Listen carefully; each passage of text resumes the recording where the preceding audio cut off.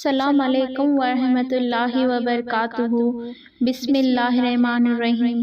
اے نبی، کیا آپ نے ان لوگوں کو نہیں دیکھا جو اپنے گھروں سے موت کے ڈر سے نکلے اور وہ کئی ہزار تھے؟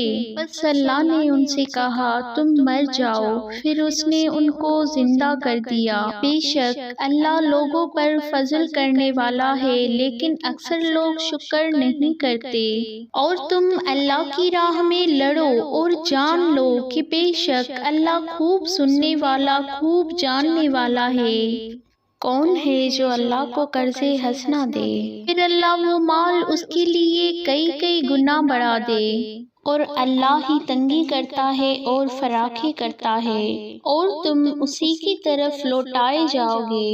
اے نبی، کیا تم نے موسیٰ کے بعد بنی اسرائیل کی ایک جماعت نہیں دیکھی جب انہوں نے اپنے نبی سے کہا آپ ہمارے لیے ایک بادشاہ مقرر کر دیں تاکہ ہم اللہ کی راہ میں لڑیں؟ اس نے کہا ممکن ہے کہ اگر تم پر جہاد فرض کر دیا گیا تو تم جہاد نہ کرو۔ انہوں نے کہا آخر ہمیں کیا ہوا ہے کہ ہم اللہ کی راہ میں نہ لڑیں جبکہ ہمیں اپنے گھروں اور اپنے بیٹوں سے نکال دیا گیا ہے؟ پھر جب ان پر لڑنا فرض کر دیا گیا تو ان میں سے تھوڑے سے لوگوں کے سوا سب پھر گئے، اور اللہ ظالموں کو خوب جانتا ہے۔ اور ان کے نبی نے ان سے کہا بے شک اللہ نے تمہارے لیے طالوت کو بادشاہ مقرر کیا ہے۔ انہوں نے کہا ہم پر اس کی بادشاہی کیسے ہو سکتی ہے جبکہ ہم بادشاہی کے اس سے زیادہ حقدار ہیں، اور اسے مال کی وسعت نہیں ملی۔ اس نے کہا بے شک اللہ نے اسے تم پر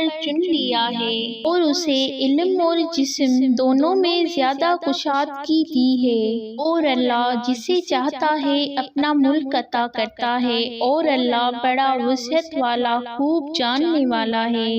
اور ان کے نبی نے ان سے کہا بے شک اس کی بادشاہی کی نشانی یہ ہے کہ تمہارے پاس وہ صندوق آئے گا جس میں تمہارے رب کی طرف سے تسکین اور وہ بقیہ چیزیں ہوں گی جنہیں آل موسیٰ اور آل ہارون چھوڑ گئے تھے، اسے فرشتے اٹھا کر لائیں گے۔ بے شک اس میں تمہارے لیے ایک عظیم نشانی ہے اگر تم مومن ہو۔